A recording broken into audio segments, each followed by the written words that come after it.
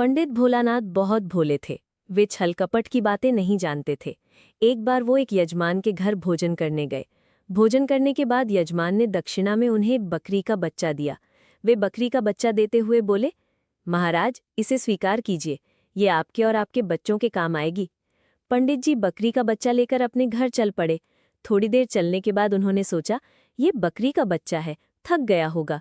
ऐसा सोचकर बकरी के बच्चे को कंधे पर रखकर पंडित जी आगे चलने लगे। उधर से 3 ठग आ रहे थे। तीनों ठगों ने आपस में सलाह करके पंडित जी को ठगने की योजना बनाई। उनमें से एक ठग पंडित जी के पास आया और बोला, राम राम पंडित जी, कहिए कहाँ से चले आ रहे हैं? अपने कंधे पर ये कुत्ता क्यों उठा रखा है? कुत्ता नहीं, बकरी का बच्चा है। महाराज, अब मैं आपको कैसे समझाऊं? ध्यान से देखिए, ये बकरी का बच्चा नहीं, कुत्ता है। विश्वास नहीं तो रास्ते में किसी और से पूछ लीजिएगा। पहला ठग चला गया। थोड़ी दूर चलने के बाद दूसरा ठग मिला। पंडित जी ने नमस्कार किया और बोला, पंडित जी, ये कुत्ता आपको कहाँ से मिला? बड़ा अच्छा है। अरे, तुम्हें ये कुत्ता दिखाई दे रहा है? ये बकरी का बच्चा है, ठीक से दिखाई नहीं देता क्या? महाराज, आपको क्या हो गया है? जरा ध्यान से देखिए, ये बकरी नहीं, कुत्ता है। किसी ने आपको धोखा दिया है पंडित जी। अभी दोनों की बातचीत हो ही रही थी कि तभी तीसरा ठग भी वहां आ गया और बोला, पंडित जी, आप ब्राह्मण होकर कुत्ते को कंधे पर बैठाकर घूम रहे हैं। आपका शरीर अपवित्र हो गया है। इसे छोड़कर पहले आप स्नान करने जाइए, अन्यथा लोग आपकी हंसी उड़ाएंगे। ठगों की बात सुनकर पंडित जी सोचने लगे, 3 आदमी इसे कुत्ता बता रहे हैं, तो ये कुत्ता ही होगा। ये सोचकर वे बकरी के बच्चे को वहीं कंधे से उतारकर यजमान के घर लौट पड़े। यजमान के घर पहुंचकर पंडित जी ने सारी बात कह सुनाई। सारी बातें सुनने के बाद यजमान ने कहा, पंडित जी, उन तीनों धूर्तों ने आपको ठग लिया। वो कुत्ता नहीं, बकरी का बच्चा ही था। आपको उनकी बातों में नहीं आना चाहिए था। पंडित जी ने माथा पीट लिया। उन्हें अपनी बुद्धि से काम लेना चाहिए था। किसी ने ठीक ही कहा है, दूसरों की बातों में नहीं आना चाहिए, यानी सुनो सबकी, करो मन की।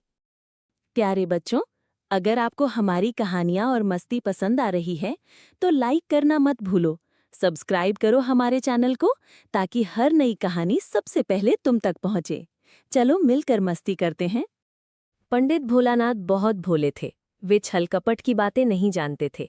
एक बार वो एक यजमान के घर भोजन करने गए। भोजन करने के बाद यजमान ने दक्षिणा में उन्हें बकरी का बच्चा दिया। वे बकरी का बच्चा देते हुए बोले, महाराज, इसे स्वीकार कीजिए, ये आपके और आपके बच्चों के काम आएगी। पंडित जी बकरी का बच्चा लेकर अपने घर चल पड़े। थोड़ी देर चलने के बाद उन्होंने सोचा, ये बकरी का बच्चा है, थक गया होगा। ऐसा सोचकर बकरी के बच्चे को कंधे पर रखकर पंडित जी आगे चलने लगे।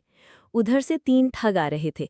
तीनों ठगों ने आपस में सलाह करके पंडित जी को ठगने की योजना बनाई। उनमें से एक ठग पंडित जी के पास आया और बोला, राम राम पंडित जी, कहिए कहाँ से चले आ रहे हैं? अपने कंधे पर ये कुत्ता क्यों उठा रखा है? कुत्ता नहीं, बकरी का बच्चा है। महाराज, अब मैं आपको कैसे समझाऊं? ध्यान से देखिए, ये बकरी का बच्चा नहीं, कुत्ता है। विश्वास नहीं तो रास्ते में किसी और से पूछ लीजिएगा। पहला ठग चला गया।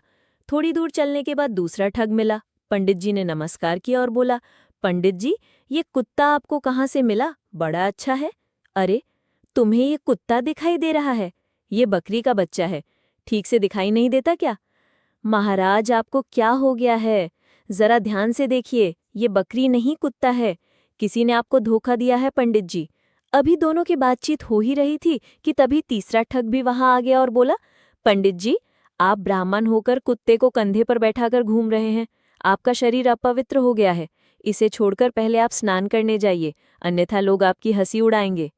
ठगों की बात सुनकर पंडित जी सोचने लगे, 3 आदमी इसे कुत्ता बता रहे हैं, तो ये कुत्ता ही होगा। ये सोचकर वे बकरी के बच्चे को वहीं कंधे से उतारकर यजमान के घर लौट पड़े। यजमान के घर पहुंचकर पंडित जी ने सारी बात कह सुनाई। सारी बातें सुनने के बाद यजमान ने कहा, पंडित जी, उन तीनों धूर्तों ने आपको ठग लिया। वो कुत्ता नहीं, बकरी का बच्चा ही था। आपको उनकी बातों में नहीं आना चाहिए था। पंडित जी ने माथा पीट लिया। उन्हें अपनी बुद्धि से काम लेना चाहिए था। किसी ने ठीक ही कहा है, दूसरों की बातों में नहीं आना चाहिए, यानी सुनो सबकी, करो मन की। प्यारे बच्चों, अगर आपको हमारी कहानियाँ और मस्ती पसंद आ रही है तो लाइक करना मत भूलो। सब्सक्राइब करो हमारे चैनल को ताकि हर नई कहानी सबसे पहले तुम तक पहुँचे। चलो मिलकर मस्ती करते हैं।